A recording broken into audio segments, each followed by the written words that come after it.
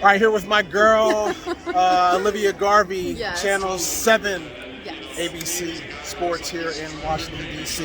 I want to talk to you about some football and then Talk about baseball it. real quick. Yeah. Football, what have you seen at camp?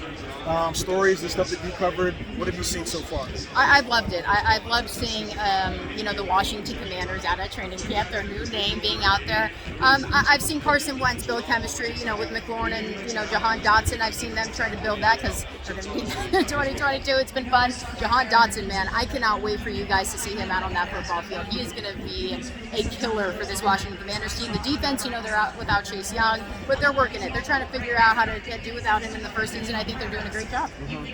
Obviously, your perspective on Vin Scully is like no other because you grew up, Yeah.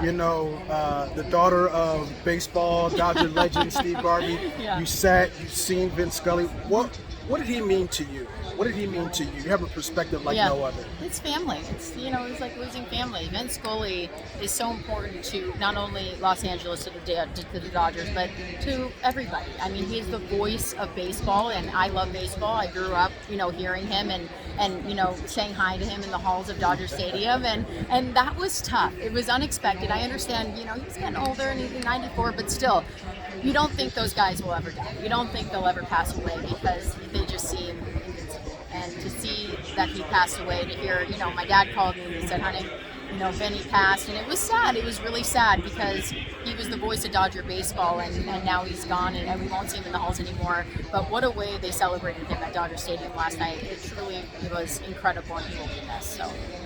Going into broadcasting, Yeah. what words did he give you? Because I know that you must have had some type of words getting into the business about storytelling and being awesome at your art form. What did he tell you? So it was interesting. I posted this picture on Instagram, and it was the first time as a grown-up, he had talked to me. Because, I grew up going to Dodger Stadium and him stopping and saying, hello, Olivia, like, da-da. But this time was different. He had heard that I wanted to get into sports, and I was at the NFL Network at the time. I wasn't even on air.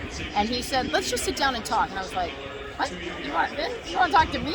And for 15 minutes, he told me stories, of course, about my dad, but being in the booth and being personable, but not too personable with the players. He said, I knew the players really good off the field, but he didn't get too close, and I loved that about him. I mean, he knew everything about them, but it wasn't too close, and I loved that. And then he said, you know what, just remember that you love the game, because in our industry, we can forget how much we love sports because, we're talking about it. It's overwhelming sometimes. And he said, don't forget that you love the game, your knowledge, and of course, the last line is always be Dodger Blue, and that stood with me. That stood with me.